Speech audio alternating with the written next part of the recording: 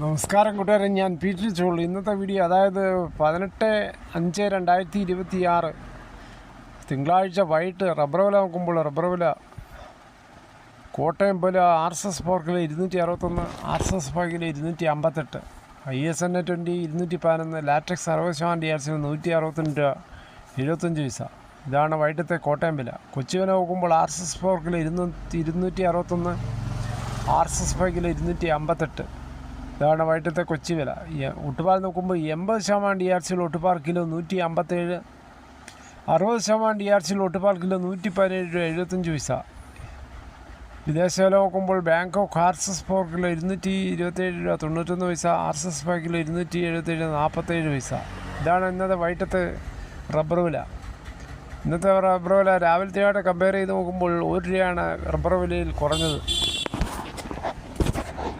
അതേസമയം സ്വർണ്ണവില നോക്കുമ്പോൾ സ്വർണ്ണവില വീണ്ടും കുറഞ്ഞിരിക്കുകയാണ്. ഒരു ഗ്രാമിൻ്റെ മുകളിൽ 65 രൂപ, ഒരു ഭവൻ്റെ മുകളിൽ 520 രൂപയാണ് ഇന്ന് വൈകിട്ട് കുറഞ്ഞത്.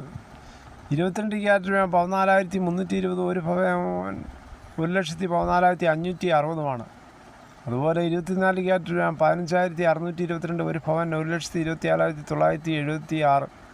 അതുപോലെ 18 ക്യാരറ്റ് രൂപ 11,717, ഒരു ഭവൻ 93,736. ഇതാണ് വൈകിട്ടത്തെ സ്വർണ്ണവില. സ്വർണ്ണം വാങ്ങിക്കാൻ പോകുമ്പോൾ സ്വർണ്ണത്തിൻ്റെ ഭക്ഷ്യത ഉറപ്പാക്കി വാങ്ങിക്കാൻ ശ്രമിക്കുക.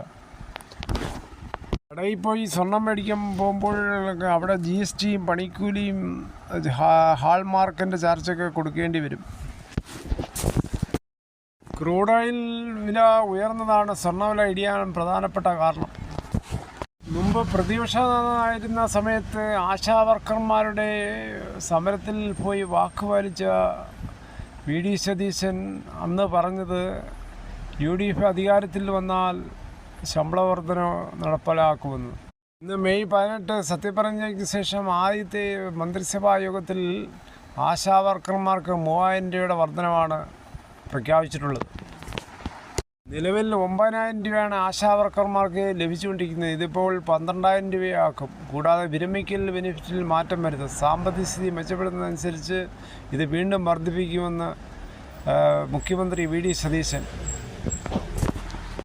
കൂടാതെ അംഗൻവാടി ഹെൽപ്പർ, ടീച്ചർ എന്നിവർക്ക് 1000 രൂപ വർദ്ധിപ്പിക്കും. പ്രീ പ്രൈമറി ടീച്ചർ 1000 രൂപ വർധന, പാചക തൊഴിലാളി 1000 രൂപ വർധന എന്നിങ്ങനെയാണ് മറ്റ് പ്രഖ്യാപനങ്ങൾ. LDF സർക്കാരിൻ്റെ കാലഘട്ടത്തിൽ ആശാവർക്കർമാർ വോളണ്ടിയറിയും 21,000 രൂപയായി വർദ്ധിപ്പിക്കുകയും വിരമിക്കൽ ആനുകൂല്യം 5 ലക്ഷം രൂപ അനുവദിക്കുകയും ചെയ്യണമെന്ന് ആവശ്യപ്പെട്ടാണ് ആശാവർക്കർമാർ അന്ന് സമരം നടത്തിയത്.